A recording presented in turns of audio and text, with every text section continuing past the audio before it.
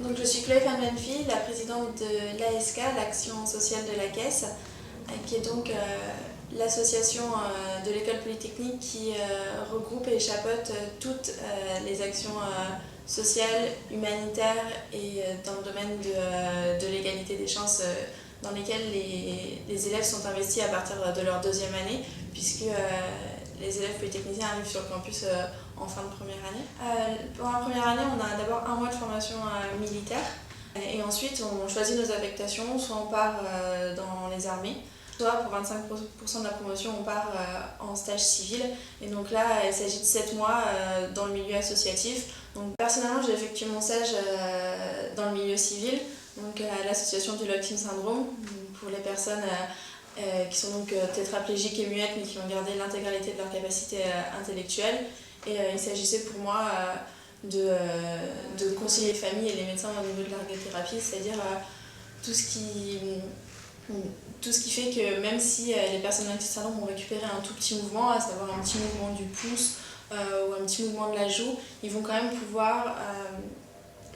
contrôler leur ordinateur, ils vont pouvoir ouvrir leurs fenêtres, etc. Parce que bien sûr, c'est des gens qui ne recouvriront jamais l'intégralité de leur capacité physique et donc de leur autonomie, mais qui, grâce à des tout petits gestes qui nous paraissent complètement anodins, comme pouvoir bouger une phalange, peuvent contrôler leur ordinateur, contrôler l'ouverture de leur rideau, etc. Ce qui représente quand même beaucoup pour eux. Avant d'arriver à l'X, je pensais peut-être travailler dans le milieu associatif ou dans le milieu humanitaire, donc ça a été pour moi une vraie découverte, puisqu'on y émergeait 7 jours sur 7, 5 jours sur 7 pendant 7 mois. Donc on découvre vraiment le milieu associatif différemment des engagements ponctuels, même si c'est une fois par semaine. Donc à la suite de ces 7 mois de stage, je suis arrivée sur le campus et là j'ai découvert l'association ASK, donc l'Action sociale de la Caisse, qui est en fait une grosse association qui regroupe d'autres associations mixtes comme Cheer Up, qui permet à des élèves de l'école d'aller visiter chaque semaine des enfants ou des adolescents atteints de cancer, ou GEPPM, donc une grande école, pourquoi pas moi, d'autres actions de soutien scolaire, donc qui regroupe toutes ces actions pour les coordonner et qui en parallèle organise tout un tas d'événements ponctuels. Par exemple, on organise des dons du sang à peu près tous les 3 mois au service médical de l'école, ce qui permet de récolter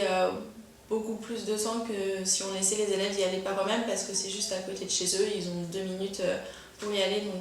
donc ça marche assez bien. On organise aussi tous les lundis soirs des maraudes donc dans Paris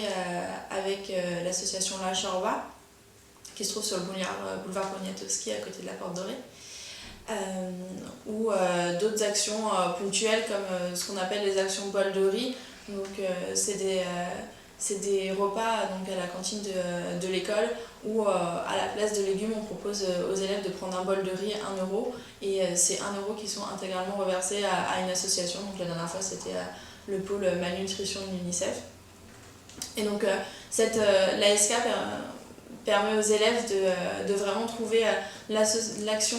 de volontariat dans laquelle ils voudraient s'investir, parce qu'il y a vraiment beaucoup d'actions qui sont proposées, soit humanitaires, donc où ils sacrifient leurs 2 mois d'été pour partir en mission humanitaire, ou donc des actions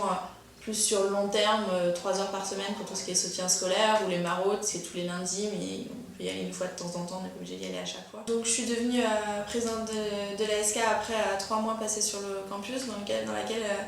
durant lesquels j'ai pu participer à un certain nombre d'associations. Par exemple aux maraudes tous les lundis soirs, ce que j'avais jamais eu l'occasion de faire. Et après je suis partie en mission humanitaire pendant 5 semaines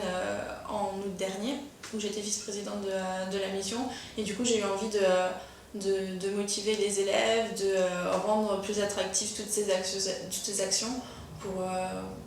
parce que c'est un gros engagement de temps pour les élèves. Il y a certaines actions qui leur prennent quand même jusqu'à 6 heures de leur temps par semaine. J'ai fait en août dernier une mission humanitaire avec l'association Mission Potosi, qui est une association de l'ESSEC, qui recrute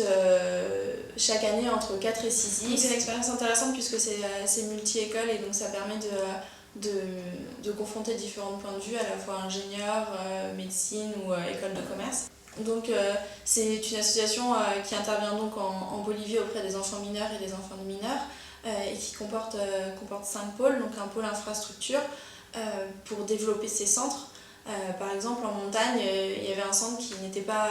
approvisionné en eau de manière correcte puisque les canalisations gelaient parce qu'il fait très froid, c'est une ville qui a plus de 4000 mètres d'altitude. Et donc Mission Potosí a construit une citerne d'eau en béton donc à côté pour pouvoir alimenter le centre en eau. Un pôle santé donc, pour permettre aux enfants de voir des médecins parce que souvent on voit des enfants qui ont les dents toutes noires à 6 ans, ce qui est un peu dommage. Un pôle éducation, donc justement sur un peu de culture générale, sur la Bolivie, sur l'Europe, et aussi leur apprendre par exemple à se laver les dents en centre, donc on leur donne une brosse à dents et on essaye pendant 2 mois et demi de leur inculquer le lavage de dents en espérant que ça tiendra jusqu'à l'an prochain. Donc Mission Potosí travaille en étroite collaboration avec les interlocuteurs locaux qui gèrent les centres toute l'année, même si Mission Potosí effectue un suivi des actions qu'on a lancées